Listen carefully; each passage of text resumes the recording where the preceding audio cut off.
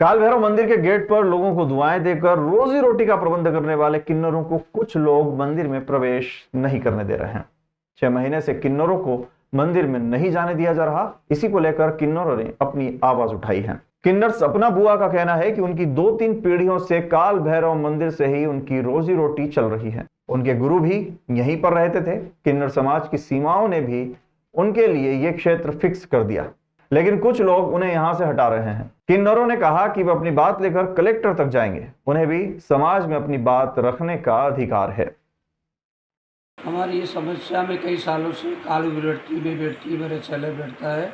उसमें हमें कोई लोग परेशान करते हैं वहाँ कि वहाँ से हटाते हैं, उनको बाहर चले जाओ, आप बाहर बैठो। तो हम तो दुआ आशीष देने के लिए बैठते हैं लोगों की वहाँ, कि को आशीर्वाद देते हैं, दुआ देते हैं हम, और वहीं से हमारी रोजी रोटी चलती है काल गुरु से।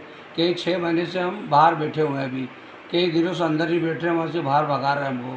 कौन भगाता है आपको? बाहर अब नाम किसका हम बता सकते हैं? कई आते हैं, वो तो बड़े बड़े लोग आते हैं, साहब लोग आते हैं, पत्रकार कई आते हैं वहाँ। तो अब किसका नाम बता, किसको देखा हमने?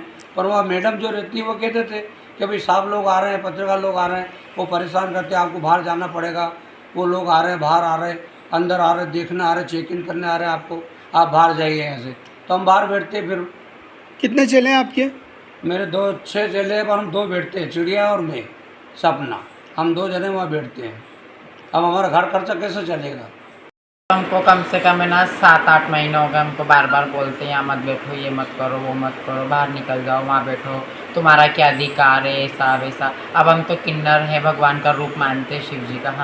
हम ऐसी मंदिर स्थलों पे नहीं बैठेंगे तो कहाँ बैठेंगे? अब हमारी रोजी रोटी सब वहीं से चलती है। मेरे चेले नाती है हमारे, इनका खर्चा हम कहाँ से निकालेंगे? हमारा खर्चा कैसे चलाएंगे हम? हमको ऐसा तो है नहीं कोई अभी अभी से बैठे, हम तो सालों से बैठते आ रहे। सालों से इन लोगों को कभी किसी को कोई तकलीफ, कोई दिक्कत नहीं हुई, बस अभी अभी इनको दिक्कतें हो रही, तकलीफ़ें हो रही, तो हमें आए दिन उठा के बाहर निकाल देते हैं। अब हमारी रोजी रोटी बंद हो जाएंगे तो हम क्या कमाएंगे, खाएंगे, बताइए हमें। इस समाज में अधिकार है, हमारे पक्ष में, हमारे पीछे बोलने का हमारा भी अधिकार है। तो अगर ऐसा ही चलता रहा तो फिर हम बड़े अधिकारियों के पास जाएंगे, हमारी तकलीफ दिक्कतें बताएंगे उन्हें कि देखो ऐसा ऐसा हमारे साथ हो रहा है। अब उज्जैन शहर के रहने वाले, हमारे इलाका जो है, हमारे इलाके मंदिर आता है और वहाँ काफ़ी सालों से बैठे, तो आज उन लोगों को दिक्कतें हो रही तो हमें बार बार बाहर भगा देते हैं। तो इसलिए हम चाहते हैं कि हमें वहाँ पे बैठने दिया जाए। हम वहाँ पे ना तो किसी को कोई गलत बोलते हैं, ना ही किसी से कोई लड़ाई, ना कोई झगड़ा। जो हमें वो जजमान जो आता है, जो हमें देता है, हम उसी में राज़ी होते हैं और दिल से सबको दुआएं देते हैं कि माता रानी, बाबा काल भैरव सबका काम करे, सबकी इच्छा पूरी हो, बस यही आशीर्वाद देते हैं। तो भी हमको नहीं बैठने दिया जाता है वहाँ पे, हमें बार बार उठा के बाहर पहुँचा देते हैं।